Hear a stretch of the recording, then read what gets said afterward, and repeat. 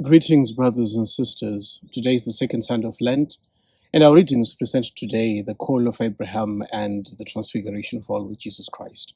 The transfiguration and Abraham's obedience reveal one key important mystery in our life of faith, that God transforms those who hear his word and act on it. The light that we encounter again on Mount Tabor is the fruit of that same trusting surrender that began when Abraham left his land, his family, with the promise of God only as his guide in his life. God then tells Abraham to leave his country, his family, and his father's house to go to a land that will only be shown to him step by step. It is not a complete revelation for him. And Abraham's journey begins with loss and risk.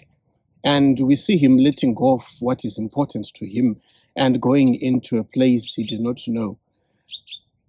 Similarly, for us, to let go of our own situations for the sake of God is never mere renunciation.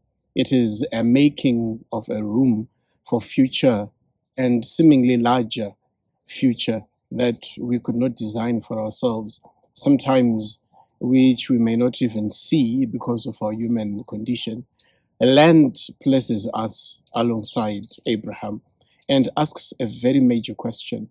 What security, what habit, what sin, what attachment am I personally clinging to that blocks or hinders God's promise in my personal life? What am I holding on so much that it's hard to listen to God? It is hard to give God an opportunity. And above all, it is hard for us to actually see something better than what we think we are planning for ourselves. And later on in the gospel reading, we see the Lord giving an opportunity to Peter, James, and John to be invited just as Abraham is invited.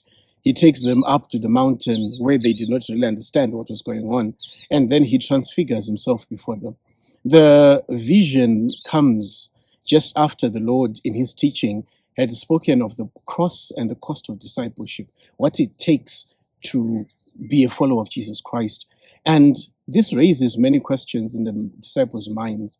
But we see now in this transfiguration process where he reveals himself to be more than just a man, we see God making an opportunity for us to reflect the reality that there are some times when he grants us these moments of clarity, of peace, and of consolation that confirm that we are on the right path, even though if this path is sometimes costly. The transfiguration is a promise that every time we leave something behind, like Abraham, like the three disciples that climb up the mountain, it will all one day be transfused and suffused with the light of of Christ's resurrection. And we realize also something more intimate in this experience. From the cloud itself, the Father declares before the disciples, "This is my beloved Son, listen to him."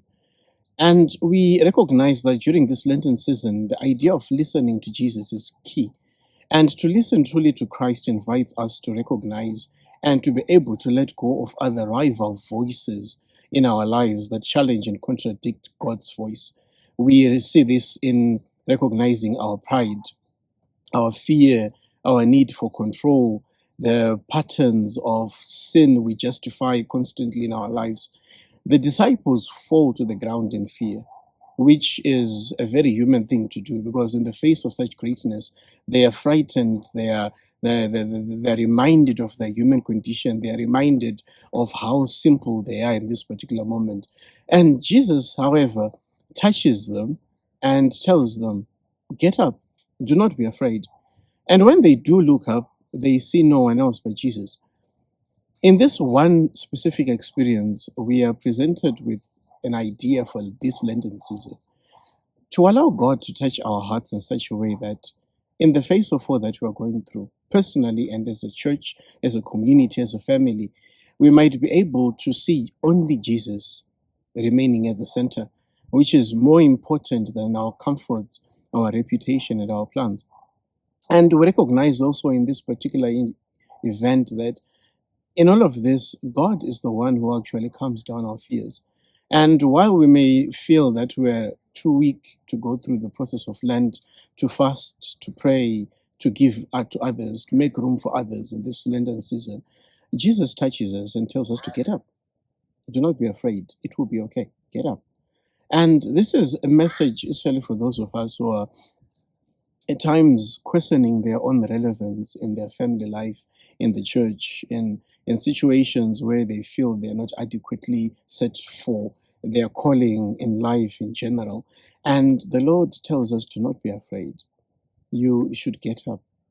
Set your eyes on me. Look at me. Feel my presence. And this is a journey that is key in this Lenten season because many times over we begin it with our own energy. We feel that we can do this on our own. We can learn how to fast. We can learn how to give. We can learn how to pray. But the transfiguration is a reminder that in the face of all that, Jesus is an essential part of that process. The transfiguration and Abraham's departure unite in a simple Lenten call to be able to trust the voice of God enough to move, to leave our situations, our doubts, our fears, to be able to change in the face of everything that we're going through. But above all, to allow Jesus to transfigure us, to transform us. Like Abraham, we walk into a future we do not fully see. And like Peter, James, and John, we are also shown just enough of Jesus' presence and glory to keep us going through the dangers, hopelessnesses of life, and the challenges that we go through. If we dare to let go of sin, of bitterness, of self-reliance, God will indeed not leave us empty. The same Lord who called Abraham and made him a father of nations, the same Lord who transfigures upon Mount Tabor, will write a new story of blessing and light within our lives. May this Lenten journey be an opportunity for us to see our lives in a different fashion, to allow Jesus to lead us, to allow us to help us to go up the mountain, to view him from the point of view of his glory and his divinity before we take that journey again all the way to the cross, into the tomb, and into loneliness for 3 days. May we celebrate this Lenten season with a joy that comes only from God. God bless you.